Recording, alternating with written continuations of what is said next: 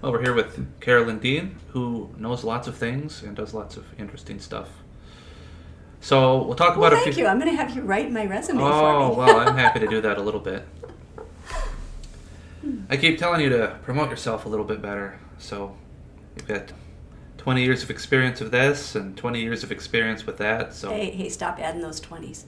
Well, they kind of overlap. I'm a girl. You're not supposed to tell him how many 20s I have. You started when you were a kid, too, so don't feel bad. So, one topic I wanted to talk about was the veganism, which you recently picked up. Were you vegan before? No, I was vegetarian since I was 18. And I met some lovely gymnasts from the University of Utah. They were far better gymnasts than I was, and they definitely looked healthier than me.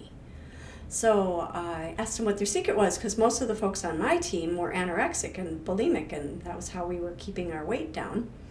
And that was not a really good thing. And so they said, well, we're just vegetarians. We eat whatever we want. As long as we don't eat any meat, it doesn't seem to be a problem.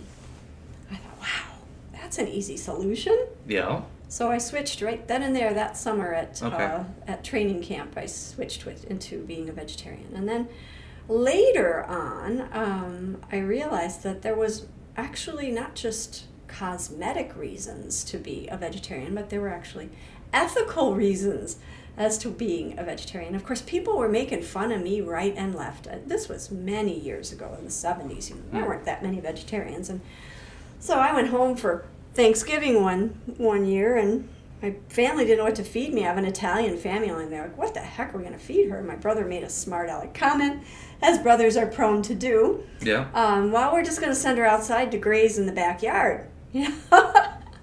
So that was about the consciousness that vegetarians ran into. Sometimes you actually experienced hostility. People felt you were rude if you weren't going to eat their food. So I would politely take a bite of something and try to get rid of it before they saw it go down my gullet. There were lots of socially inappropriate things that people would foist upon vegetarians because we were weird.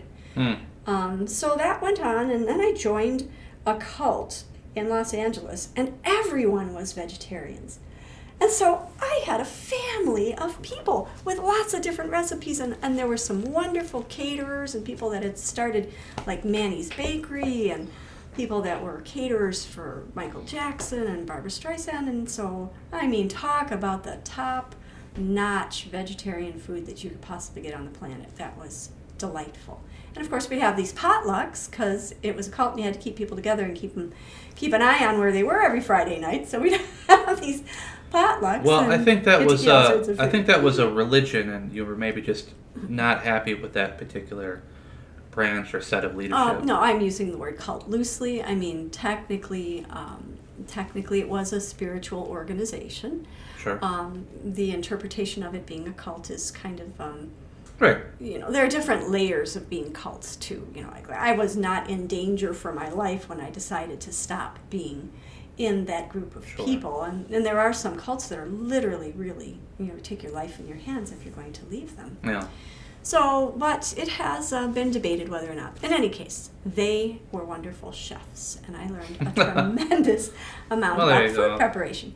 And then my next experience was that I became romantically involved with a man who was the owner of Inside LA magazine, and it was my solemn and sworn duty to go to every fine restaurant in LA with him and other locations and review their food.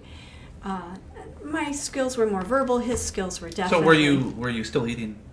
I was still a vegetarian. Yeah, I was a committed vegetarian by that point. And of course, by the time I made it through the family experience of everyone being vegetarians, I had heard a variety of reasons why we all should be vegetarian, and I had read Diet for a Small Planet and lots of other things, and so I had political and moral and ethical and all those other good reasons under my belt. But now, being presented with meeting the chefs of the finer restaurants in Los Angeles, some of them, of course, nobody laughed at me. They were really cool. They were trying to make certain that their cuisine reached a broad demographic of people. And I can't imagine someone being such a bad chef or business person as to make fun of the person reviewing their food. Well, but I suppose if you were a secret shopper or something, that could wind up. But Well, there were still people really pushing the meat agenda. There really still were people that just really felt like it was almost un-American to become a vegetarian. I remember the guy that developed eggs, a substitute for eggs. He worked for an egg farm, and he developed a substitute that was made out of mung beans and something else. I don't remember exactly. But anyhow, he had a really good idea. And they basically blackballed him. They were so threatened by what he came up with. And that was at the height of the cholesterol thing, where eggs, you got to watch how many eggs you eat, blah, blah, blah. So, there's very strong and heated debates about what people eat. Right. Depending on which. So, anyhow, I slid by as a vegetarian. I did a really good job for the magazine. We reviewed all of the different types of food. The French chefs were especially adept at giving me vegetable options. Gotcha. There were Thai chefs that were also that well inclined with it.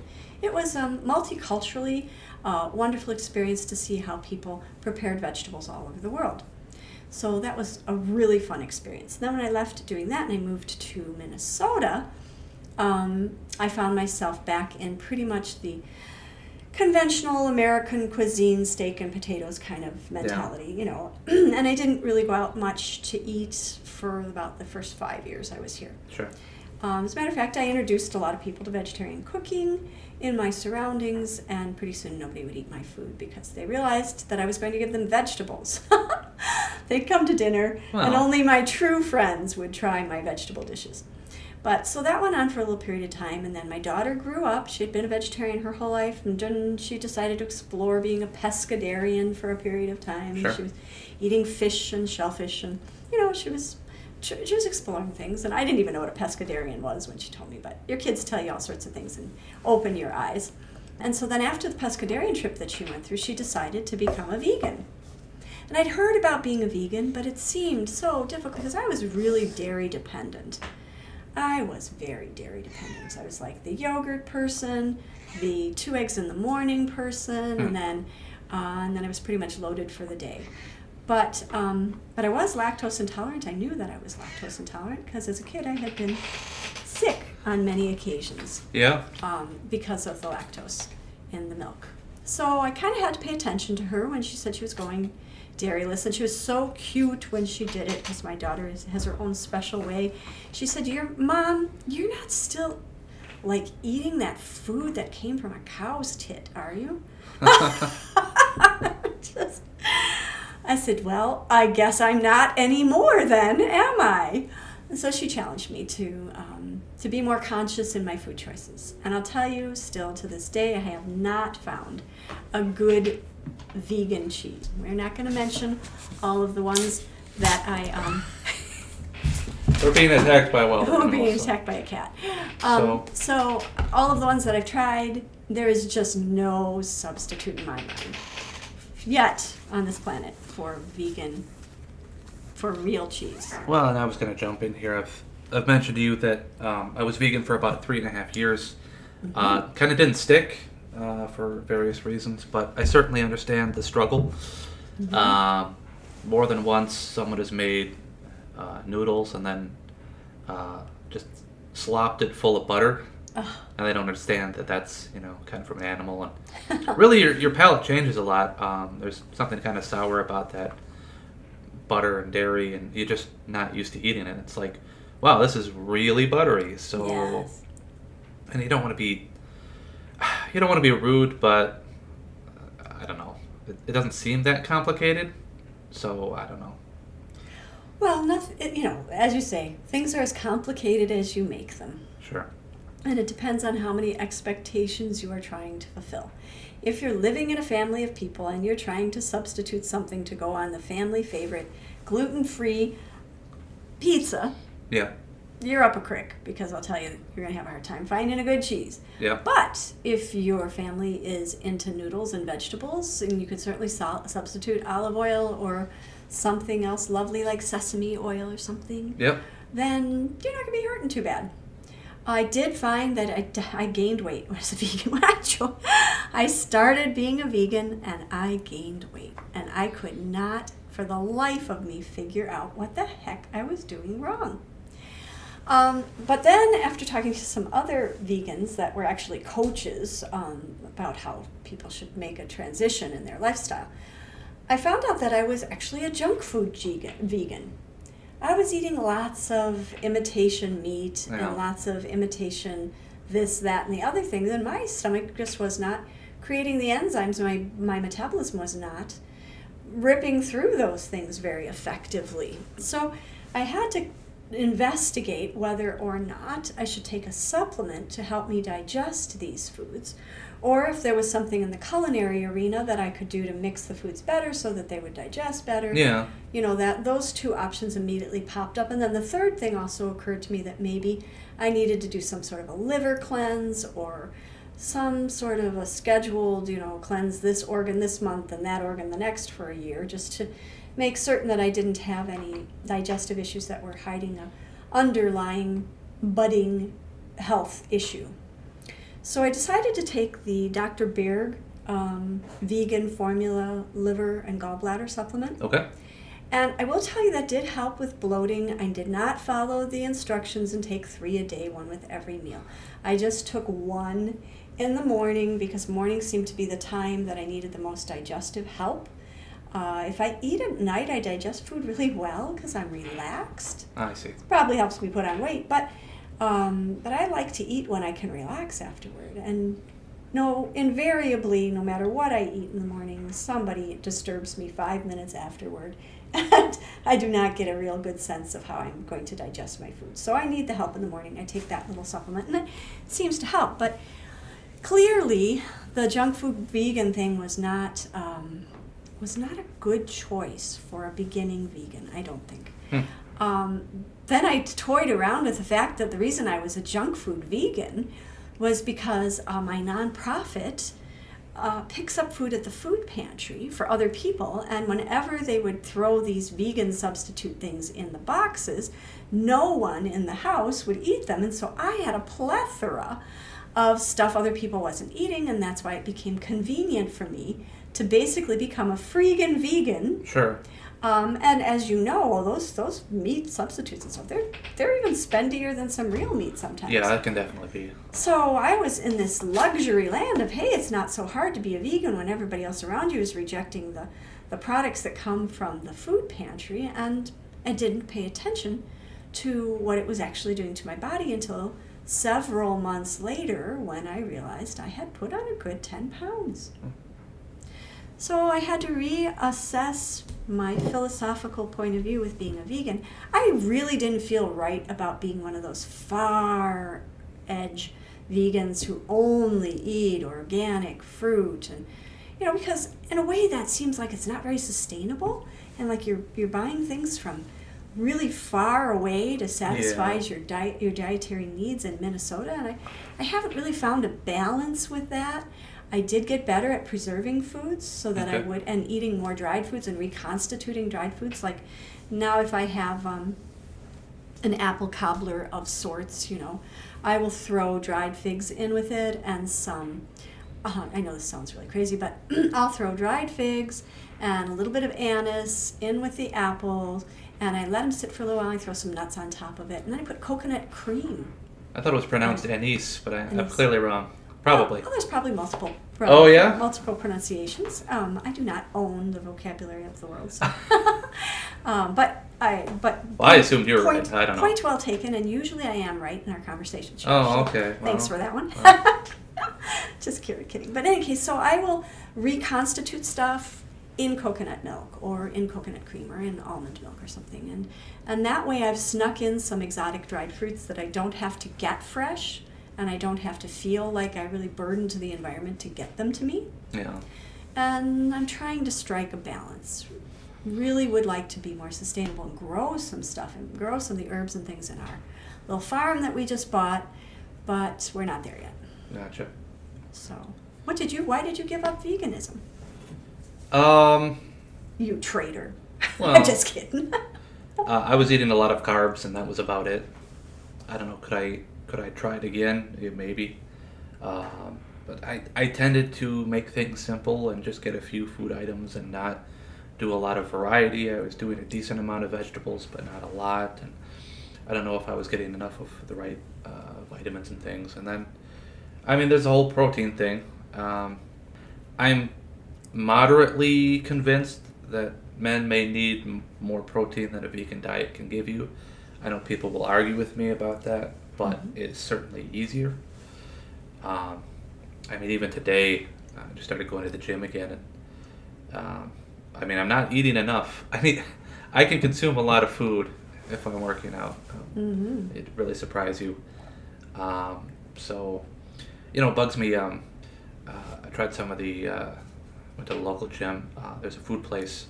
The gym I'm going to, the food place isn't as good, even though I like the rest of the gym. I don't know what it is, just the people there, but same branding and everything, but I don't think it's prepared as well. But it very much reminds me of when I was working in the office. It was a lot of this like corporate food and things, and it was like pretty pricey, and the calories just weren't there. You know, like 350 calories, that's half a meal.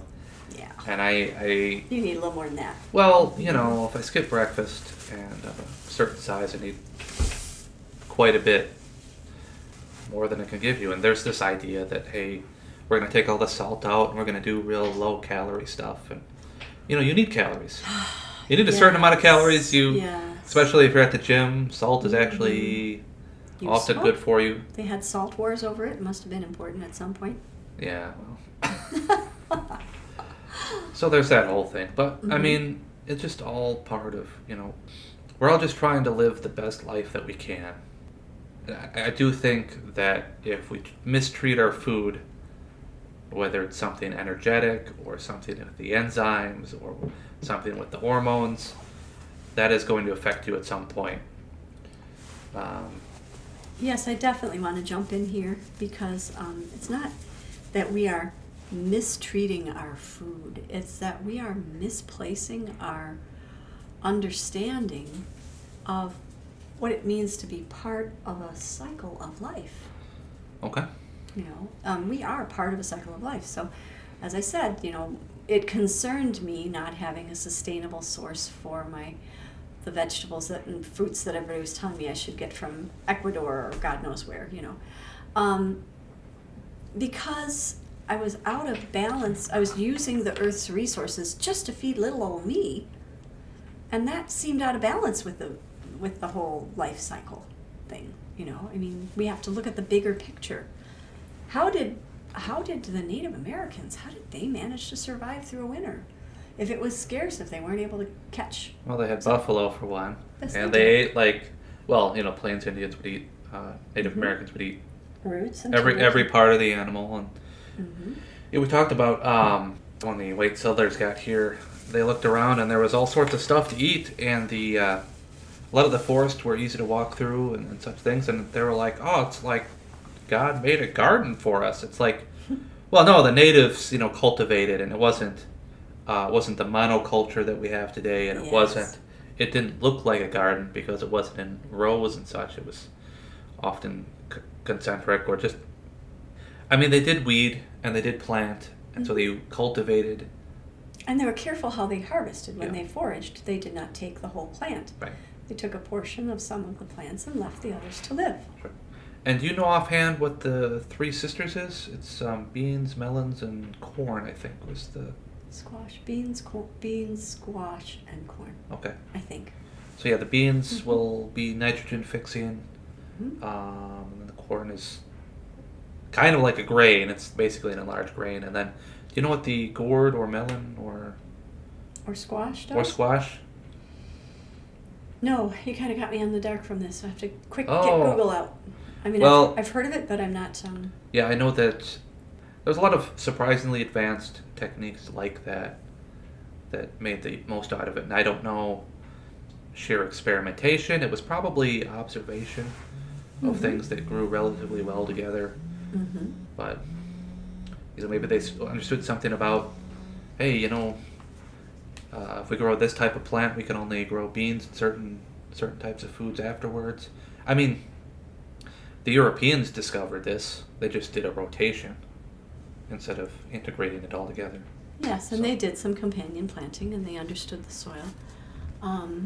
You know, I think you should get a native person to go over some of the wisdom behind Sure. how they did their planning of their gardens in the forest.